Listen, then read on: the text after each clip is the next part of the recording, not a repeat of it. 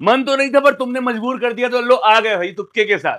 तो तुक्का कैसे लगाए एनडीए एग्जाम में, इसकी बहुत डिमांड आ रही थी, तो आओ चलो बात करते हैं। देखो भाई, सबसे पहले तुक्का कैसे लगाएं, ऐसा कुछ नहीं होता, इंटेलिजेंट गेसिंग होती है ना।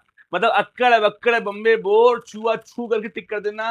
1 2 3 4 tick, A B B C B C B C B C B C, A C A C A C A C, सारे ए टिक कर दे, सारे बी टिक कर दे। ऐसा कोई भी पैटर्न तुम्हें कोई भी बताए तो वो तुम्हें सिर्फ मूर्ख बना रहा है और तुम सिर्फ मूर्ख बन रहे हो। तो इन सब चीजों से बचना है। हाँ, अगर तुक्का लगाना भी है तो कुछ आज बातें बताने वाला हूं इस वीडियो में, इन्फॉर्मेटिव वीडियो है, देखना जरूर। पहली चीज, अगर मैथ की बात करें तो एनडीए की मैथ में 2.5 नंबर सही करने पर और -0.8 मिलता है गलत करने पर, गैट में 4 सही करने पर और -1.3 मिलता है गलत करने पर। अब जो एक मैथमेटिक्स कहती है उस पर बात करते हैं। अगर मैथमेटिक्स में मान लो तुमने 50 क्वेश्चन में तुक्के लगाए और मान लो मात्र 15 सही हुए, 35 गलत हो गए, फिर भी 35 सही हुए तुम्हें मिल गए 37.5, 35 गलत हुए फिर भी मिल गए -28, दोनों को सोल्व किया 9 नंबर। 9 नंबर का फायदा, यही सोच रहे हो ना। ये सब कबाड़ा चीजें हैं, दिमाग में मत लाना। मैं बता रहा हूं 50 तुक्के मारोगे 50 के 50 भी गलत हो सकते हैं, कोई बड़ी बात नहीं है। तो क्या करें सर, बताता हूं। अब ध्यान सुनो मेरी बात। तुक्का मारने के कुछ बेसिक नियम होते हैं। अच्छा, इसके भी नियम होते हैं? हाँ, इसके भी नियम होते हैं। बहुत लॉजिकल बात बता रहा हूं, ध्यान सुनना, एग्जाम आ चुका है सर पे। पहला, रैंडम तुक्का। भाई देखो यार, यूपीएससी ने 4 ऑप्शन ही क्यों रखा, 5 क्यों नहीं रखा, 3 क्यों नहीं रखा?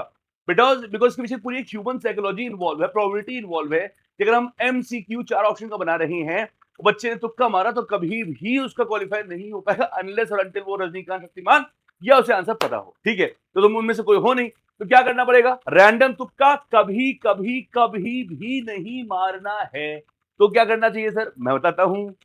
2 ऑप्शन, देखो भाई एनडीए के पेपर में ना बहुत सारे क्वेश्चन ऐसे होते हैं जहां आप 2 ऑप्शन एलिमिनेट कर सकते हैं और 2 बचते हैं, तो उनमें से आप तुक्का मार सकते हो। मान लो अगर आपको क्वेश्चन आया है, 4 ऑप्शन दिए हुए हैं और आपने देखा कि यार 2 ऑप्शन है 2 और 3 और एक ऑप्शन √7 और अगला है -√7, तो तुम्हें मालूम है ना कि अगर यूपीएससी पेपर बनाने वाले ने इतनी मेहनत करी है तो आंसर इनमें से ही कुछ हो सकता है ना। या कभी कभी आंसर बहुत ही एब्रप्ट लिखा हो, बहुत बड़ा सा लिखा हो, बाकी सारे ऑप्शन सिंपल सिंपल लिखे हो, तो वो आंसर हो सकता है। ठीक है, नन ऑफ दीज है बोथ, ये होने की पॉसिबिलिटी ज्यादा होती है पर कोई श्योरिटी नहीं है कि यही आंसर हो।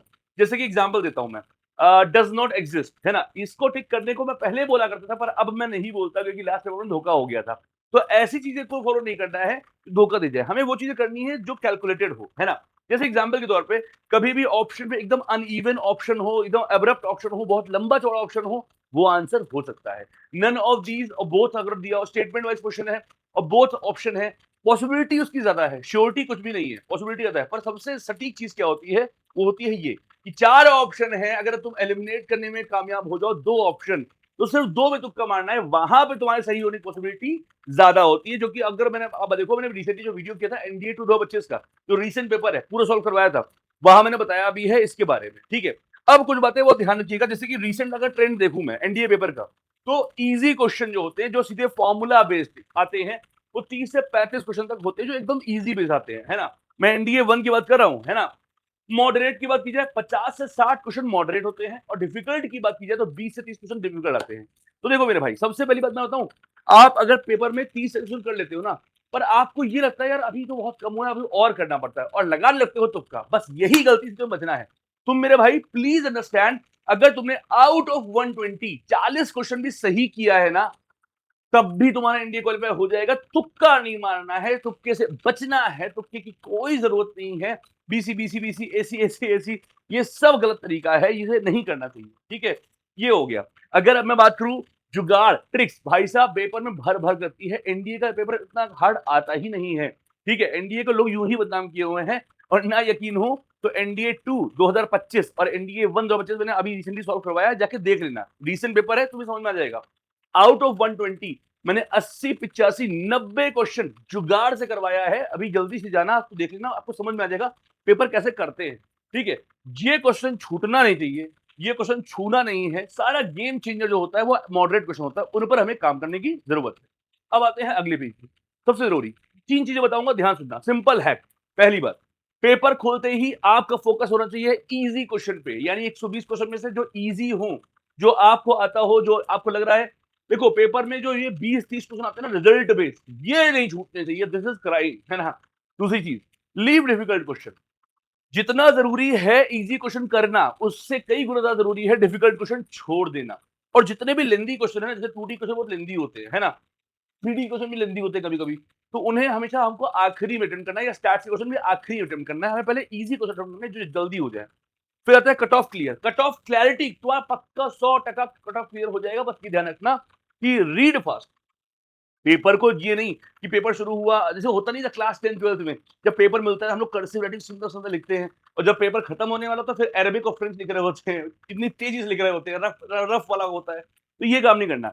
जैसे ही घड़ी में 10 बजेगा, जैसे ही पेपर टन बोल दिया और आपके हाथ में मिल गया पेपर, तुरंत एक रॉकेट स्पीड से क्वेश्चन को रीड करना। रीड फास्ट बट करेक्ट, पढ़ना जरूरी है, ठीक है। और पेन के साथ किया करो।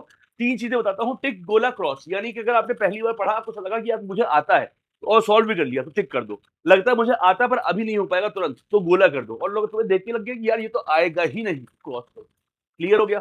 दूसरी चीज, स्कैन 3 टाइम्स। मेरे भाई 110% ये वो तरीका है जो ट्रस्टेड ट्राइड है। जिस बच्चे ने 3 बार पेपर स्कैन कर लिया, हाँ अब पढ़ाई भी किया हो, मतलब है ना, पढ़ाई किया हो, रीड फास्ट करता हो, पेपर को 3 बार स्कैन आंखों से गुजार लेता है, तो वो मैक्सिमम निकाल पाता है। बेटा होता क्या 120 क्वेश्चन में वो ढूंढ पाना कि वो 30-40 क्वेश्चन कौन से हैं जो तुम्हें आते हैं। इसके लिए तुम्हें स्पीड रीड करना आना चाहिए, पेपर को 3 बार स्कैन करना आना चाहिए, और लालच में नहीं फंसना है। जो श्योर शॉर्ट क्वेश्चन है ना, बस वो करना है। ग्रीड यानी यार लग तो रहा है, हो तो रहा है, लालची और ईगोइस्ट नहीं बनना है पेपर के अंदर। अब आती है सबसे जरूरी बात, जो मैं अपने हर बच्चे को सिखाता हूं। रैंकर्स के जो बच्चे हैं, जो हमसे ऐप पे पढ़े हैं या ऑफलाइन पढ़े हैं लखनऊ में, उन्हें पता है ये लाइन कि जो आए उसे छोड़ना नहीं। बोलो मेरे साथ जहां बैठे हो, जो आए उसे छोड़ना नहीं, जो ना आए उसे छूना नहीं। जो पहले 40 क्वेश्चन हमें सही कर लिए, ये जरूरी है, पर इससे कई गुना ज्यादा जरूरी है 80 क्वेश्चन छोड़ना। मतलब अगर मैं आपसे कह रहा हूं कि 80 क्वेश्चन छोड़कर भी तेरा इंडिया क्वालिफाई हो सकता है, it is like crazy, right. अब सोच के देखो, मैं कह रहा हूं कि 80 क्वेश्चन तूने नहीं भी किए तब भी तेरा क्वालिफाई हो रहा है। बट जरूरी बात यह है कि जो तूने 40 किए हैं वो बिल्कुल सही होने चाहिए। और अब आते हैं जरूरी बात पे, लास्ट प्रो टिप। भाई एग्जाम जाने से पहले एनडीए 2 2025 का वीडियो मेरा है, एनडीए 1 2025 का वीडियो, फॉर्मूला रिवीजन और एक्सपेक्टेड क्वेश्चन, ये चारों वीडियो आपको मेरे चैनल में मिल जाएंगे लाइव में। ये चारों वीडियोस करके जरूर जाना।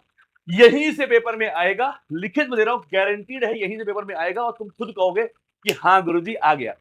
There is no shortcut, there is only hard work, जिसमें मैं भरोसा है। और मेरा पूरा भरोसा है, जिस बच्चे ने एमजीएस से पढ़ा है पूरे बेहतरीन तरीके से, वो इस बार एनडीए का पेपर रॉक करने वाला है। थैंक यू सो मच, नमस्कार, जय हिंद।